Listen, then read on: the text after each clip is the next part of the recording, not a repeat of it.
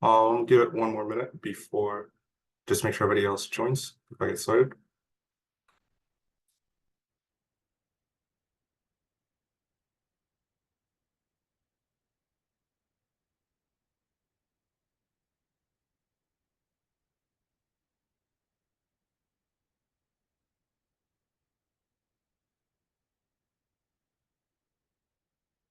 All right, let's get started.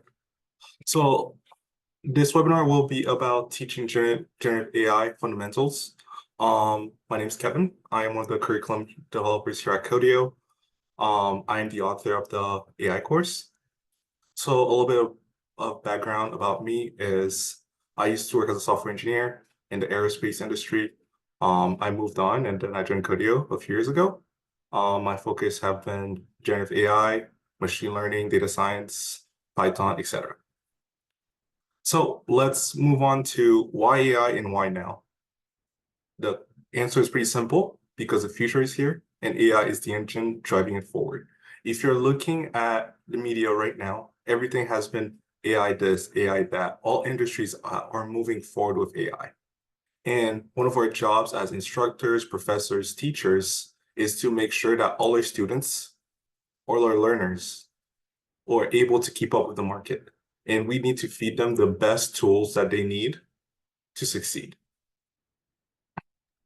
So as we talk about AI, our course is going to be using OpenAI in Python, which are the industry standards pretty much right now.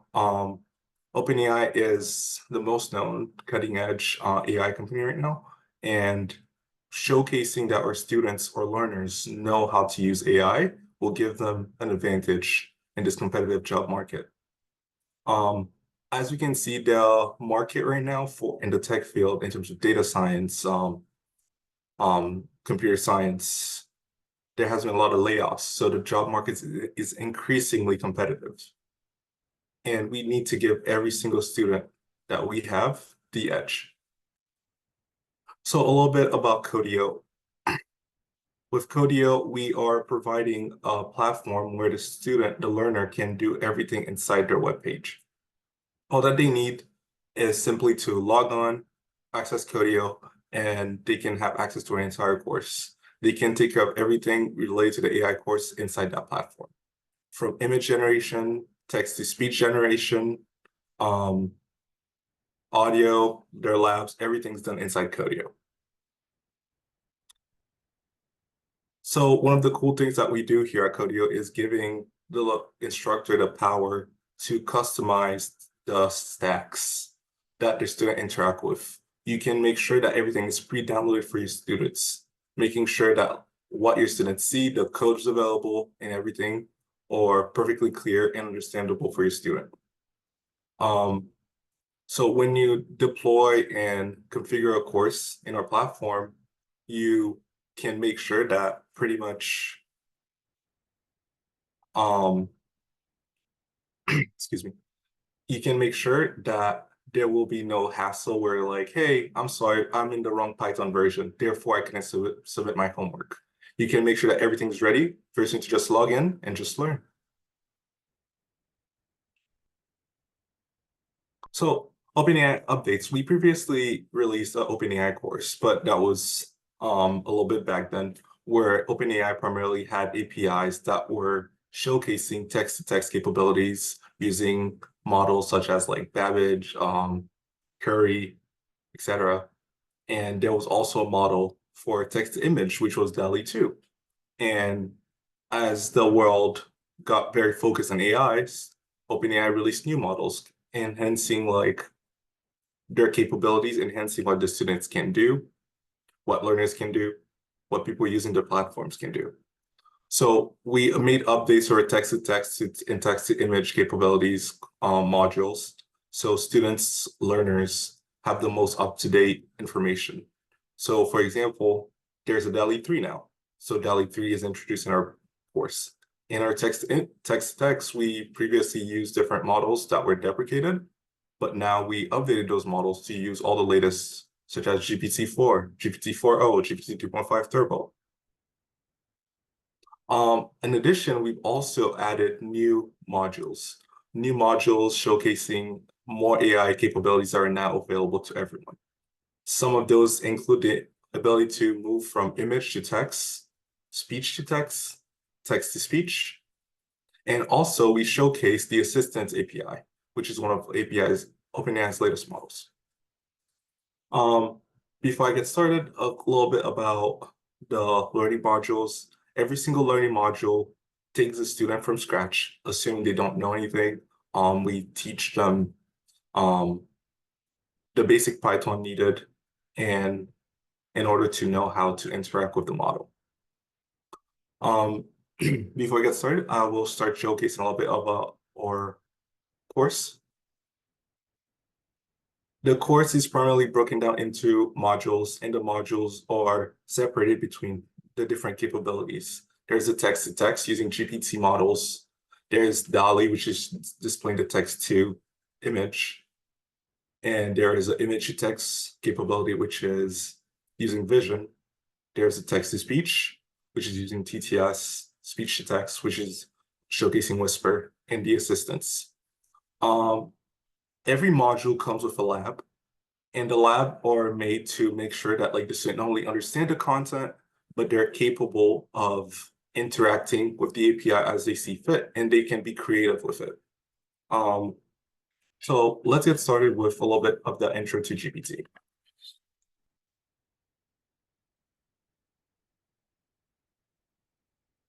So one of the cool things that we do is we take the student from scratch.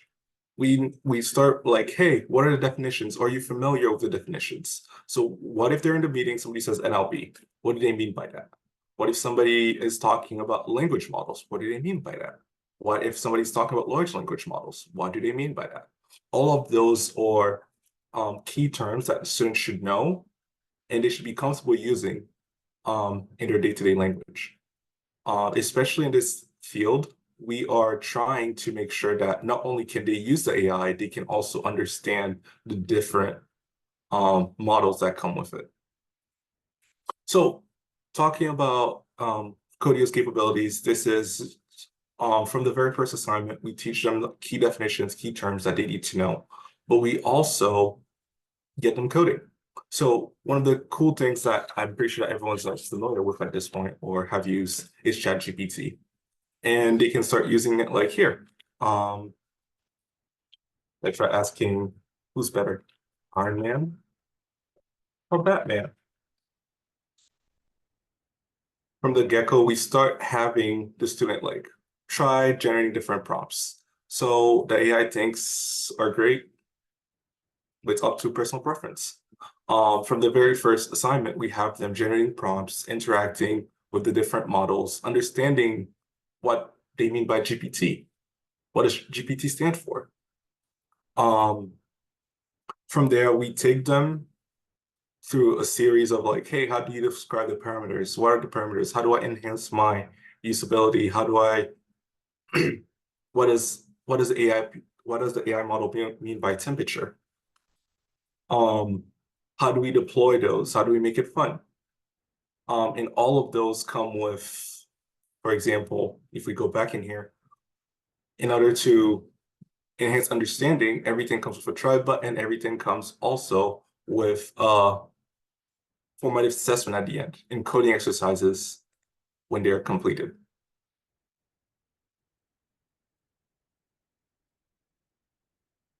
So one of the things that we also try to teach our students or learners is the ability to work on labs. So not only are you supposed to know the terms, know the definitions, we try to make it fun. We try to make it interactive. We try to showcase the abilities of the AI models. So for example, here, the learner will be instructed on how to create a movie recommendation project.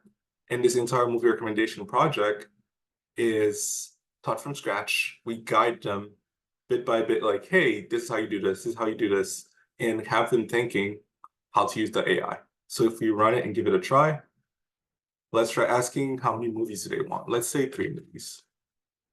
Let's say action, for example, Iron Man. That's my favorite movie.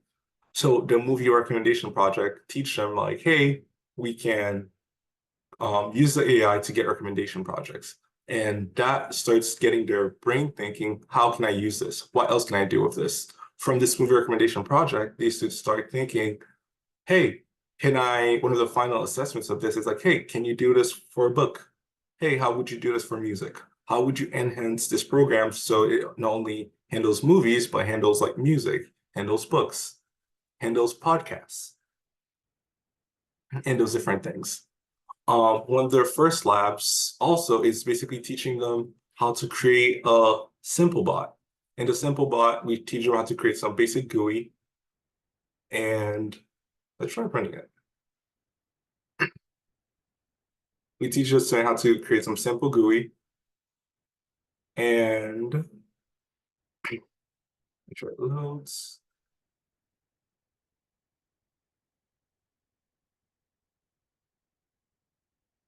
Pushing to GitHub. Oh, awesome, cool. Try running the chatbot. Um, let's go here. Let's try asking who's better, Iron Man or Superman?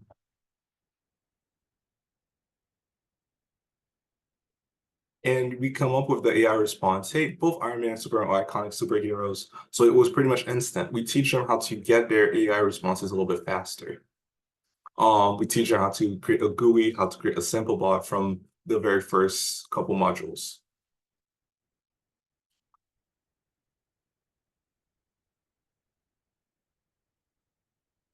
Um, so another thing that we're working on is this was displaying some of the text-to-text capabilities because that's easier in the most introductory content. We move on to the text-to-image capabilities that is using the DALL-E. So if we go into DALL-E, we do the image generation, everything inside Codio, where we pretty much guide the students how to, hey, this is how you make the API call. What does the API call stand for? Um, how do you print it? How do you error handle the different models? And for their first picture, they're doing a cat superhero. Let's try doing a flying dog superhero.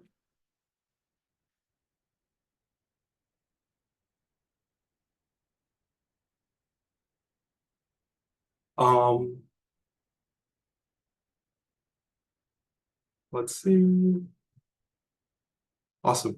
So one of the cool things is when you generate a model, it generates a URL. So the student is free to copy and paste that URL, but they can also maintain everything inside Codio. Just a simple refresh of the image. Now we have a dog superhero. Um, Again, every single model that we cover, the text to speech, the text to text, all come with a lab. And one of the cool things with our lab is, for example, if I go to the simple bot again, you can see that there is a pushing to GitHub. We encourage our students to push their work to GitHub, add it to their web pages, show recruiters, show whoever is looking, not only that you can put AI or comfortable using AI on your resume, you can display it. You can display that by showcasing some projects. So that was a text-to-text capability. That was text image. And one of the cool things is we also teach them how to enhance the AI responses using tools that are available using Python. So some of the DALL-E images, we teach them how to manipulate, how to transform them using the Python imaging library. And then we teach them how to create GIFs. We teach them how to do image compositions, blending, basically taking the AI generate image and making more out of it. So another cool thing we have here is the image to text capability. So one of the cool things with the image to text capability is the AI, you can feed the AI an image and the image is going to come out and describe it. For example, this cute little cat picture here.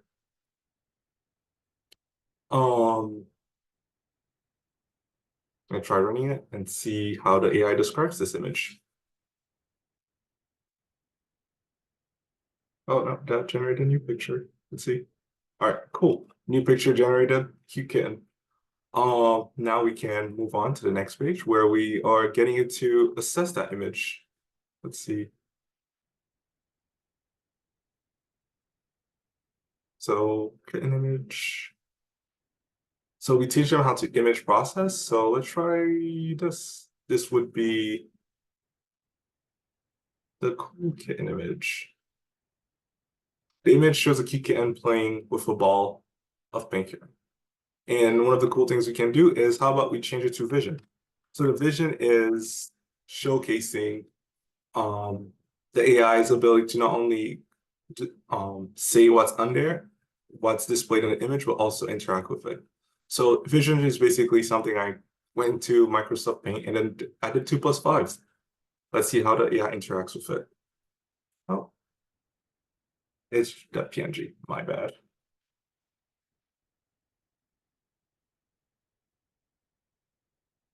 Cool. One of the cool things that we do is you can see here that everything's like populated, and that is through the instructor's view. As the instructor, everything between Codio Solution begins and Codio Solution ends will not be visible to the student. They have to rewrite or interact with it themselves. Um, that is particularly useful for you as an instructor or professor or learner that like you have a reference point. It is documented like, hey, this is the path to your image. Hey, this is commented. This is what's commented, etc. Um, Another cool thing that we have is our Vision Lab.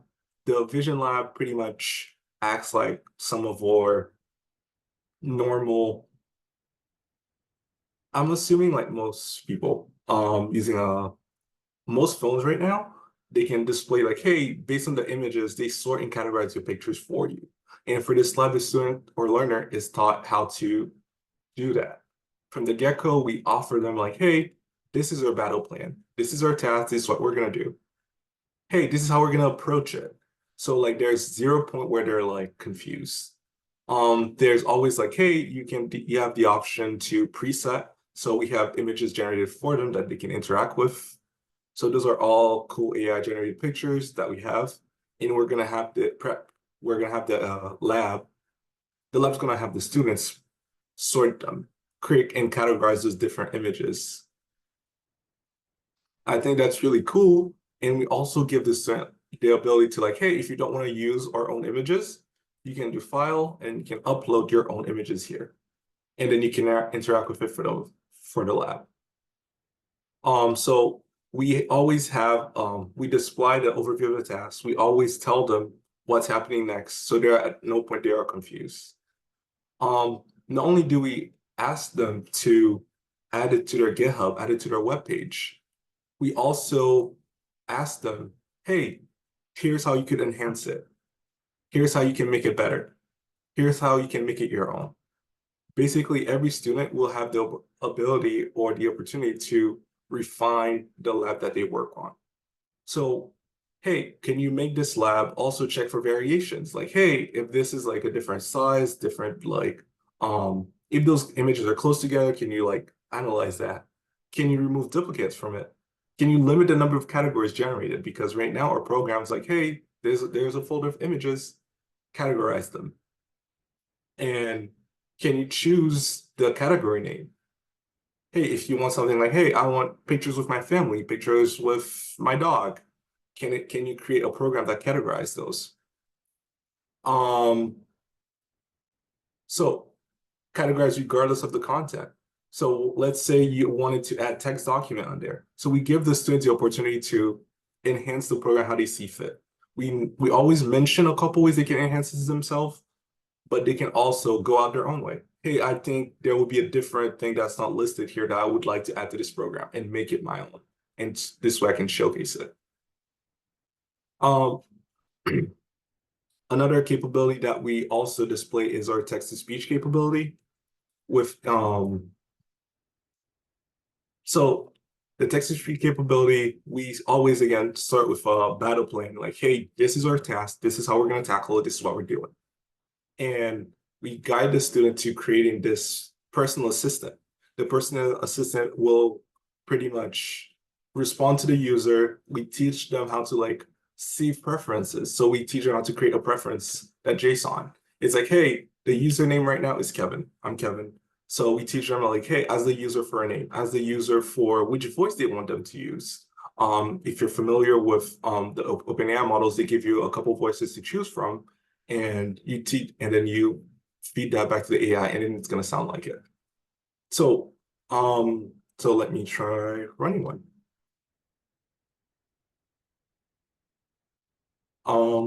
Just to make sure, let's make sure I have sound enabled here, share sound. So let's move here.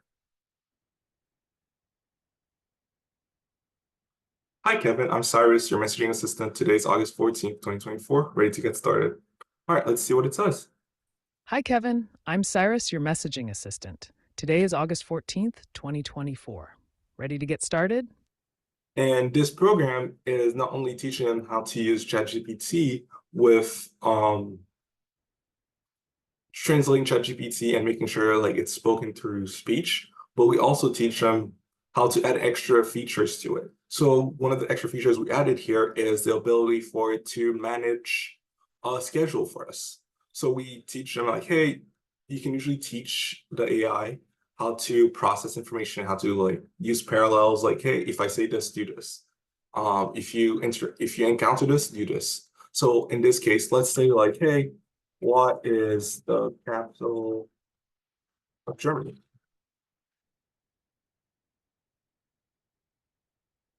So there's a response, the MP3. The capital of Germany is Berlin. Can I help you with something else? Um, so every single time we can ask the AI something new. It's like, hey, AI, Cyrus. I forgot I named it Cyrus. What's my schedule today?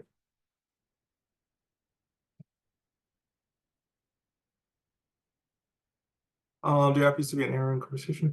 Oh, you forgot the day. Fine.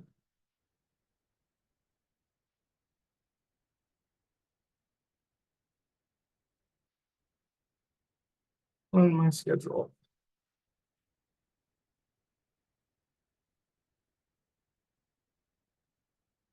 Oh, there was an error. That's crazy. Can I help you with something else? Oh, obviously, the student is pretty much going to pre-populate their text. And one of the cool things is when they start working on the program, the last time this program was touched on was the 20th.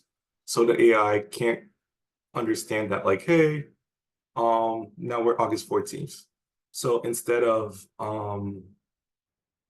the student's gonna pre-populate all of this and pretty much have the AI match it. Right now, the dates are funky because I would have to rerun the whole program, but idea's there. So one of the extra things that we added is the speech text capability, which is using Whisper. So how that works is the AI pretty much have the ability to translate and transcribe text, and we provide the student with audio files. So given Good the morning, audio files, everyone. Thanks for joining on Short. based on the audio files, the learner will be able to transcribe and create a PDF and do key item extractions from it. So if I'm gonna let this play for about 10 seconds so we can have a gist of the AI content. Good morning, everyone. Thanks for joining on short notice. Let's start with a quick status update on the new feature rollout. Bob, can you go first? Sure, Alice.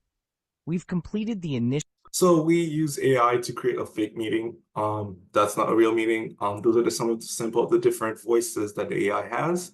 And we take it from there and we tell the student, hey, using this audio file, can you make it extract key information and tell us what everyone will be doing? Transcribe the text and create a PDF of the transcribed text. And also extract the key points. What are the action items of the meeting? So if I were to click on PDF, this is a PDF of the action items of the meeting. So if I were to zoom in a little bit more. So from the meeting, we have somebody that says, hey, Bob, you can go first. Bob, we know that's at Bob and this is Alice. And there's also the key point extraction where the AI pretty much, hey, we listened to the entire conversation. This is what happened. This is what they said. We've noticed that multiple services nowadays provide that same feature, and we wanted to display to the student how that happens, how they can enhance it, how they can make that happen themselves.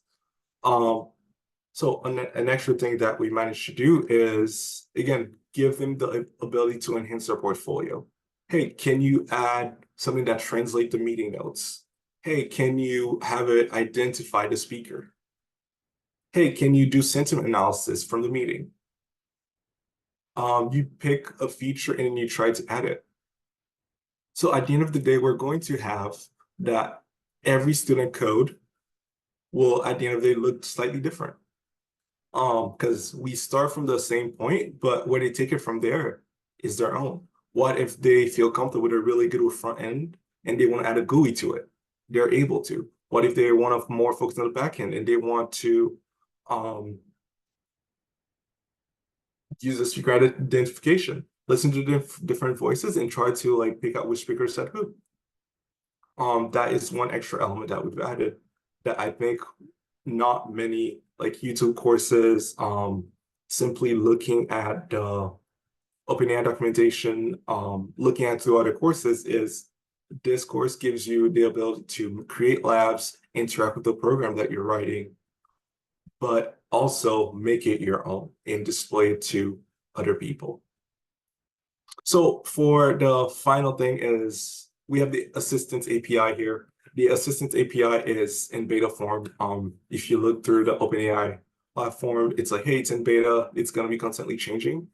Things are going to be added. Things are going to be deprecated. So one of the cool things with this course is we're going to keep it up to date. We are going to, hey, this model is no longer available. We'll take that model out and put in the new one. As of like 2 weeks ago, they released a new GPT model, and that model would make it into our course. In May, we added GPT 4.0, and GPT 4.0 was already introduced in our course. For our last lab, we pretty much guided students the entire time how to create different labs themselves. And for the final lab, we went a little bit more creative. How about we use AI to help guide the student?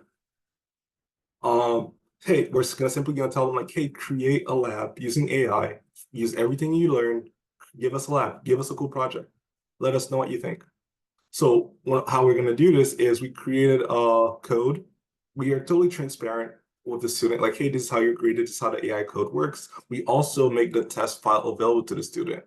They should be familiar with everything that we've done here so they can look to how the AI is gonna help them. Obviously, we froze the code, they can't modify the code, but they can see it for themselves. So how this lab really works is we're simply asking the student like, hey, create whatever project you want, and simply put the project inside the learner's code. So for this demonstration, I added a main.py. The main.py is the main.py is an example code that I've added and just showcase the AI capability. So how this works is we're gonna run an AI grader. So the AI grader basically gives them a score from 0 to 100 on how well they think they did the AI project. So how that works is it's gonna run through like 4 different models, one that's a little bit strict, one that's a little bit lenient, and then 2 that are fair.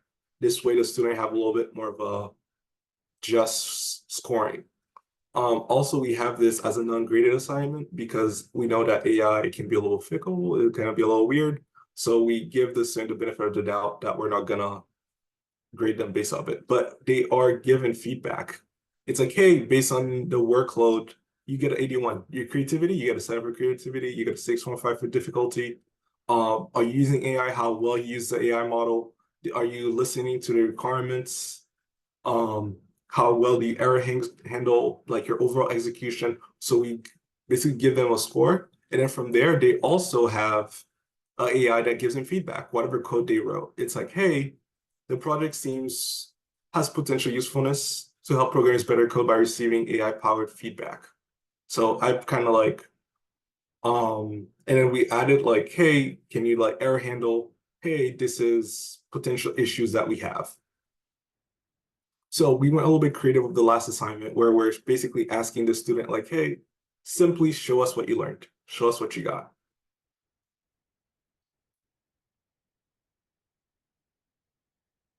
In terms of learning modules, we are also adding we have a Codio coach, which is our AI learning assistant, which is gonna help instructors better teach most courses, especially with like workload, like let's try getting something that's a little bit confusing. Fine-tuning. Fine-tuning is one of those assignment that people can be like, hey, this is a little bit hard. Or you can picture that you're gonna have a lot of questions on. And you can simply toggle or AI coach assistant. If you toggle it at here for this assignment, you can do save changes. Then you can go back. Let's try going into a student view for a sec. So we're gonna log in as a test student here, and then we're gonna try to fine tuning assignment.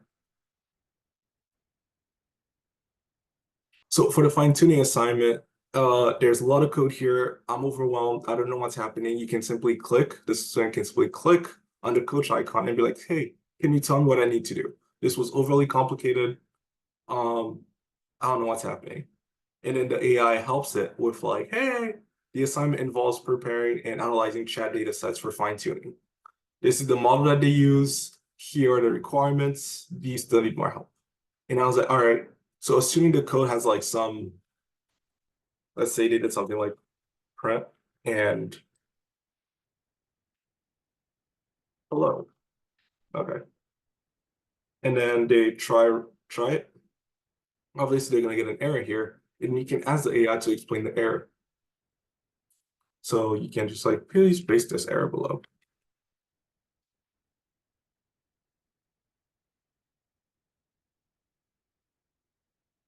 So the AI helps you like, hey, this is the error you're getting, this is what you're getting at. All right, so assuming I don't want this, can I have a hint on what I need to do next? What if I'm a little bit stuck? It's like, it looks like you haven't started writing anything in your code yet. So this is how you should begin. Simply copy and pasting it. It looks like check for running, add the initial code, etc.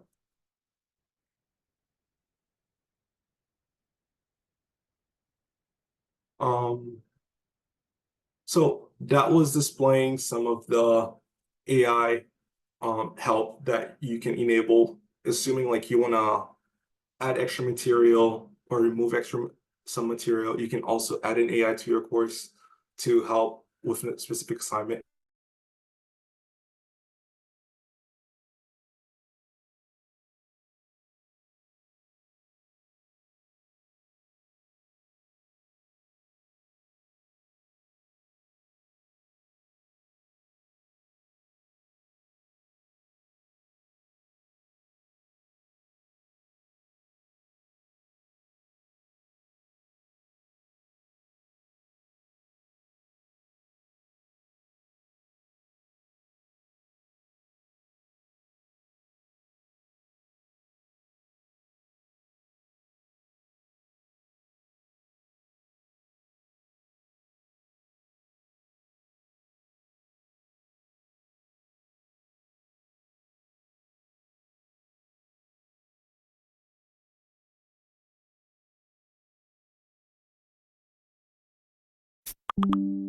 Awesome, thank you.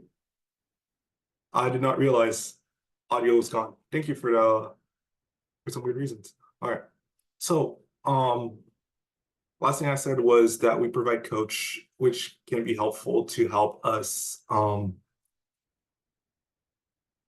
Certain assignments can be a little hard, and if you feel like learners need a little bit of extra help for this assignment, is audio still gone or is it good now? I think it should be good.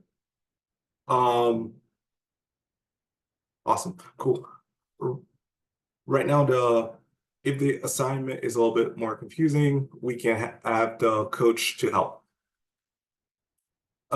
Next, we're going to cover the LLM proxy budgeting. So pretty much because we'll be teaching AI, you'll be needing an API key. And one of the things the API key, it will cost will help you and your organization manage that. So it's pretty simple.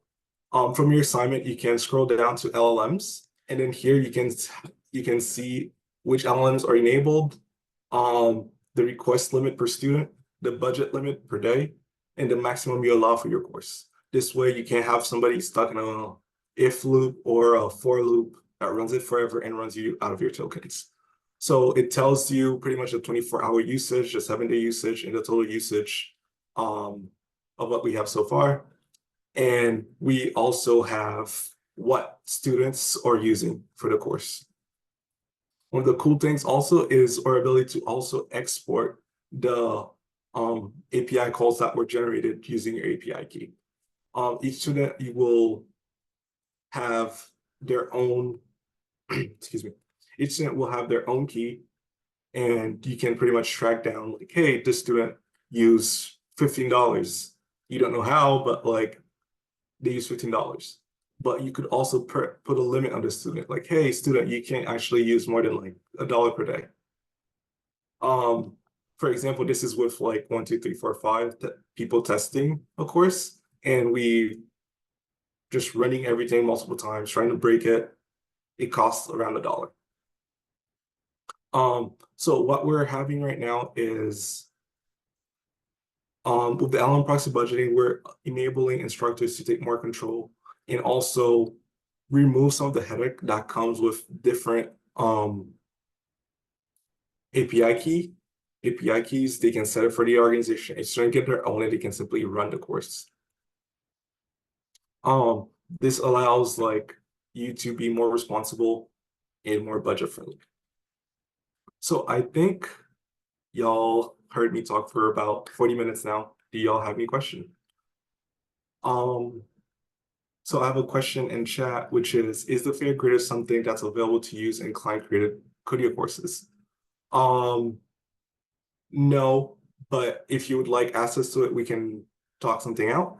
What we end up doing is the fair grader for the was specifically tailored for that lab, where we pretty much want to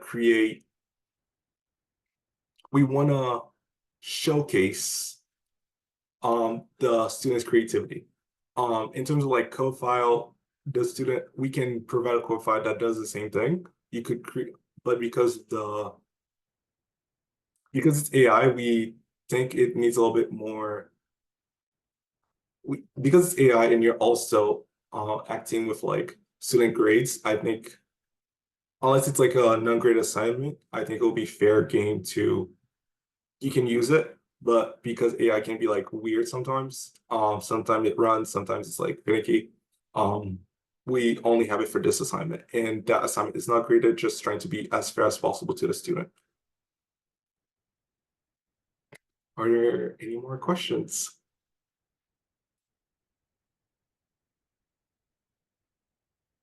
I'll give it like a I'm asking about integrating into graduate level GenAI course. I already have a book. Oh, okay.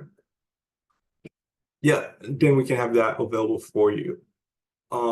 This GenAI course is definitely tailored to help people that don't have much AI experience. We take them from scratch, but also if you have some AI experience, but you want to like improve on your abilities, like basically this AI course covers everything that is mentioned through the OpenAI documentation course page, and talk about literally every single topic.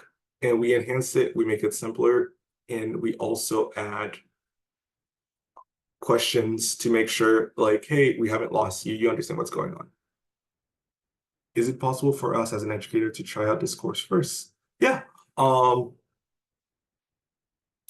Yeah, it is possible as an educator to try out this course first. The course will be available in our resource library. And I think, let's see. Yeah, there should be a link after the webinar that will be posted with the AI course on the webpage. Do you provide instructor access? Instructor accounts are free, and you can sample the AI course pretty much right now.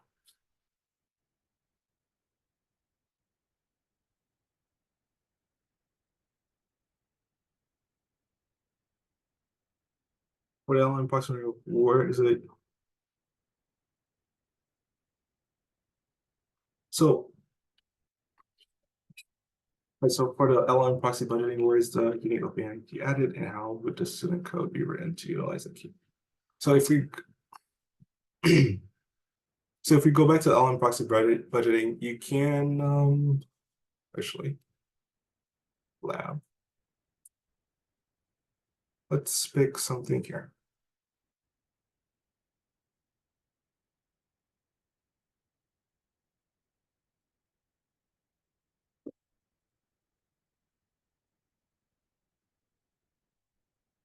Tools, terminal.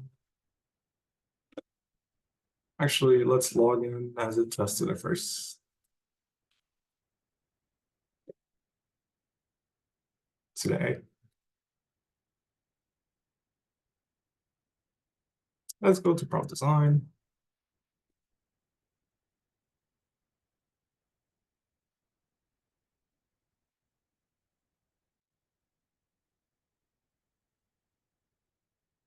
All right, tools, terminal. So you will, I think the command should be env. Awesome. So one of the things that we have here is you'll realize that every student will have a API key.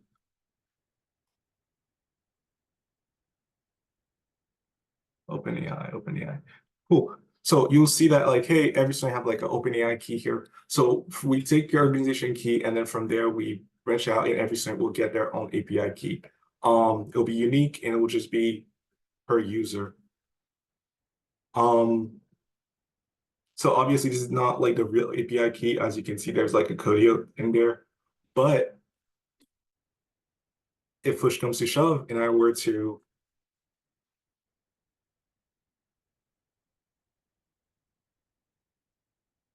let's Kevin. Let's try something. Hello, Kevin. How can I help you?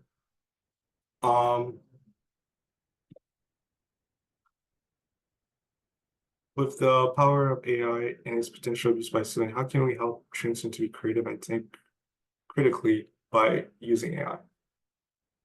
So one of the things that we try to, let's go back to my instructor account, is let's go here.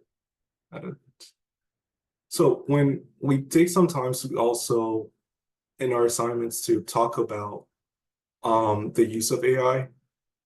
It can be abused by students, but we also have to be clear about like, hey, this is how to like mitigate harm. Like, hey, this is how you collaborate. Here's how you do all those different things. So we take time in our assignments to tell them like how does OpenAI term and services work, the misuse, how to mitigate all of that. What is the question? Okay. So the first thing that we want to enable our students is, hey, this is how you use it. We teach them how to simply use it. We teach them like how to be confident with the tool, and then we tell them like, hey, this is what not to do with it. Like none of this is supposed to be harming. This is not supposed to be anything but instructive.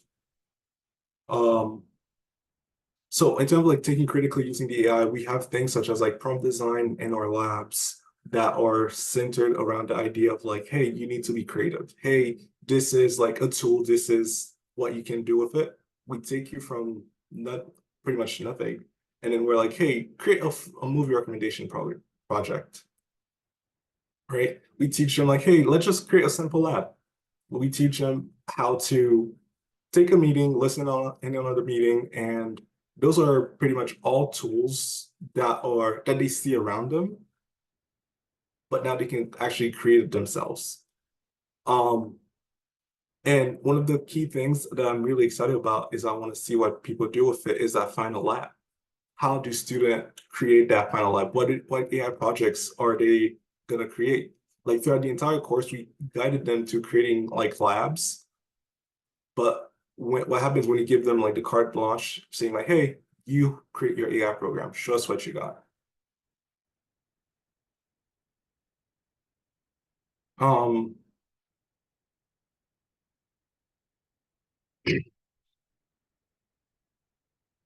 I don't know if that answered your question, but are there more questions?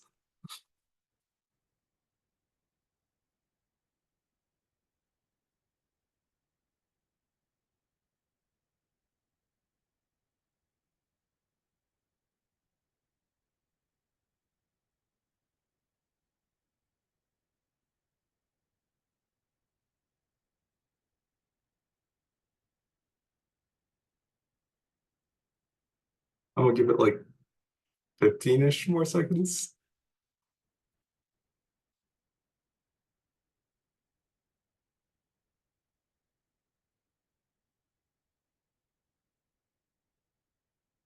Awesome.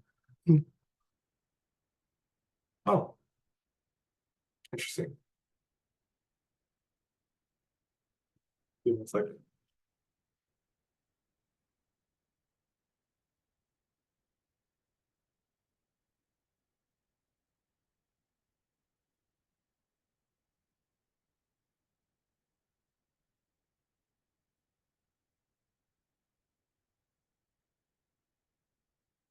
Okay.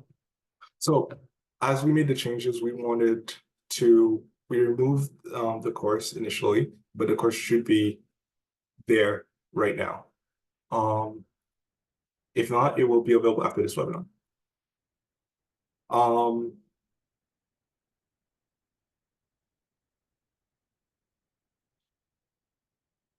any more questions? Also, I'll make it no more questions. Possible next webinar. The next webinar we have on our agenda is an AI assisted assessment creation and customizable learning support webinar, which is pretty much how the tools that you as an instructor can use to help enhance your course material in terms of like, hey, formatted assessment questions. We saw a little bit of that. Creating how you can use Codio to enhance your platform or your courses using AI. And also we saw a little bit of the Codio Coach, which is our AI-driven learning assistant that promotes independent learning. The cool thing is you'll see that the AI never truly just like feeds you the answer, but also make sure that like, hey, are you thinking about it? Hey, based on this page, this is what's happening. But we're not like gonna give you the answer, just like spit out like 2 + 5 is equals to 7. You know, it's like, hey, this is an addition. What happens when you do 2 + 5? Yeah. So I will take it. There aren't any more questions. For next steps, you can sign up for a free Codio instructor account. The recording will be mailed to you. If you want a more personalized demo, you can also schedule one using our link here. And that's about it.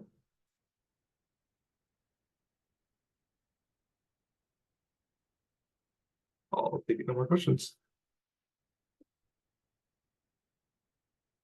Thank you, everyone.